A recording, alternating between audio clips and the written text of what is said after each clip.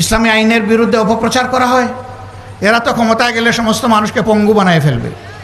কয় কীভাবে? বলে যে এই দেশের মানুষ, বেশিরভাগ মানুষ জনগণের সম্পদ চুরি করে, তো বেশিরভাগ মানুষের হাত কাটা যদি যায় তাইলে তো এই সমাজটা হাত কাটা বাহিনীর সমাজ হয়ে যাবে। না, হাত কাটা যাবে।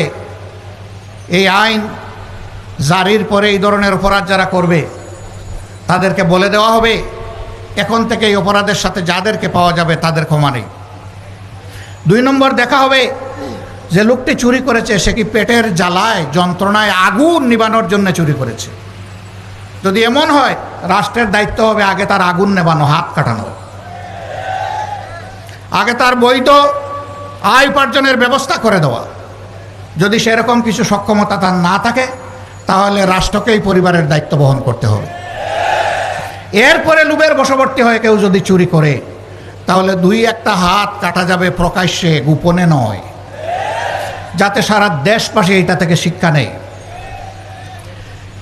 এখন কে সমাজে এই হাত কাটা বাহিনীর সদস্য হতে চাইবে? তখন পরিবারের সদস্যদেরকে বলবে চুরি করব তোমাদের জন্য, হাত কাটা যাবে আমার, আর এই হাত নিয়ে অপমানজনকভাবে আমি বেঁচে থাকবো, আমার পক্ষে আজ থেকে আর চুরি করা সম্ভব নয়। জিনার শাস্তির সঙ্গে স্যার বলে যে সব মানুষই তাইলে মারা যাবে, এরকম গোপনে ছুটিয়ে প্রকাশ্যে কত ধরনের জিনা হচ্ছে। হ্যাঁ, ওরকম 2-1 জনের শাস্তি হলে বাকিরা তওবা করে আড়ালে চলে যাবে ইনশাআল্লাহ, মা বোনরা নিরাপদ হয়ে যাবে।